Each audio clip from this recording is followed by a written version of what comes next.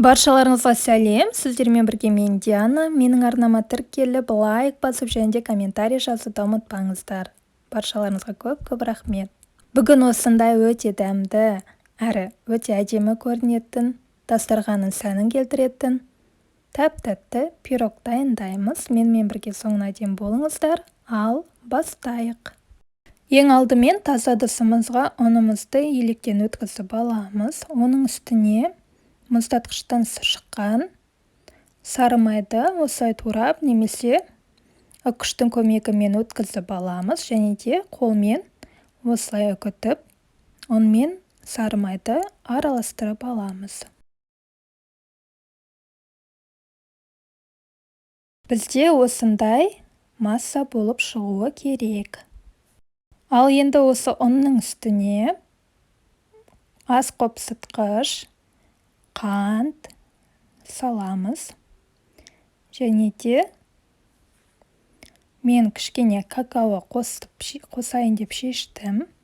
Какао қоссаңыздар да, қоспасаңыздар да болады. Бұл бір әдемі шоколадты түс береді. Осылай какаоны қосамыз және де бір араластырып аламыз. Ал енді келесі біз жұмыртқаны саламыз. Жұмыртқамыз бөлме температурасында болғаны дұрыс. Және де бір қасықтай қаймақ саламыз. Осыдан араластырып, жұмсақ, қолға жабыспайтындай қамыр илейміз.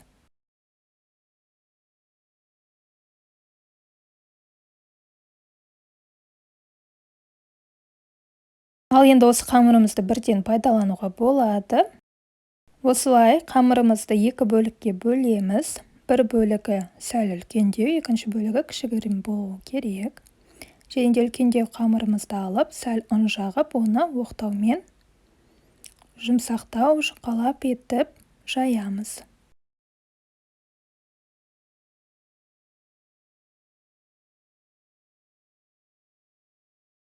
Жайылған қамырымызды пирогымызды пісіретін формаға саламыз.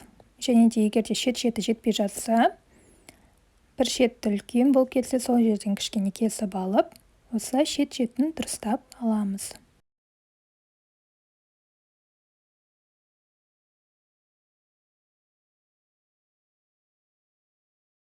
Ал енді шаңышқының көмегімен осылай тесіп шығамыз. Бұлай тесетініміз біздің қамырымыз қатты көтеріліп кетпес үшін.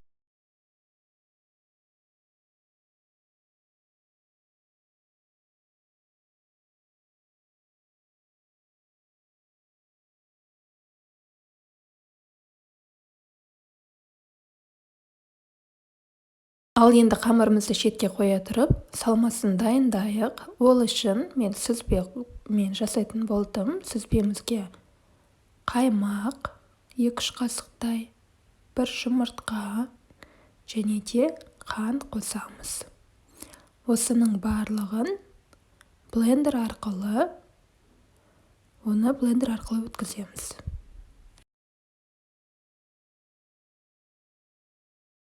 Блендермен осындай сұйықтау масса болғанша өткіземіз. Бұған қалауларыңыз бойынша апельсин немесе лимон цитрасын қоссаңыздар болады. Дәмі өте керемет болып шығады.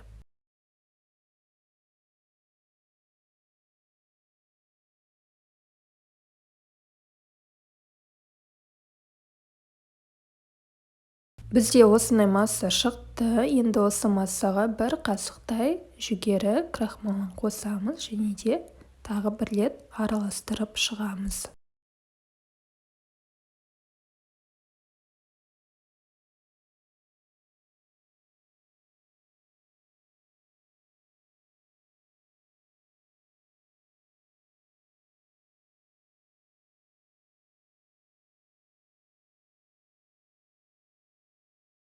Ал енді салмамызды қамырымыздың үстіне толықтай құйып шығамыз. Және де жаңағы екі бөлікке бөлген қамырымыздың екінші бөлігін осылай оқтаумен жайып шығамыз. Және де осындай форманың көмегімен жұлдызша қамырлар шығарамыз. Егер де бұндай не болмаса, басқаша ұзынша етіп кесіп, солай қоюға болады, немесе домалақ қылдырып кесуге болады. Енді өз фантазияларыңызға байланысты. Мен осылай жұлдызша етіп кесетін болдым.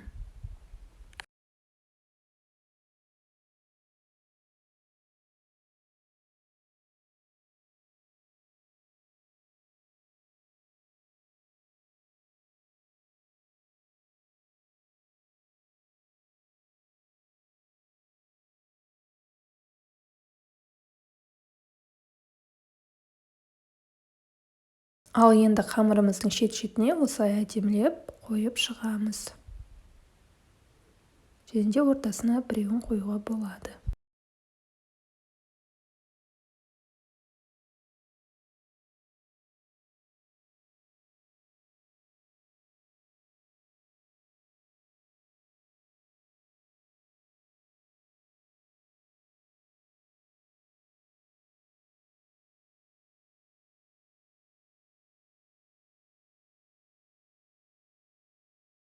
Осылай қызып тұрған пеште 180-200 градуста 35-40 минуттай пісіріп аламыз. Әрине, сіздің духовкаңызға байланысты.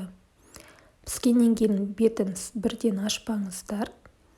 Сәл суы керек духовканың ішіне, және де шығарып, осындай решетканың үстіне суытып аламыз.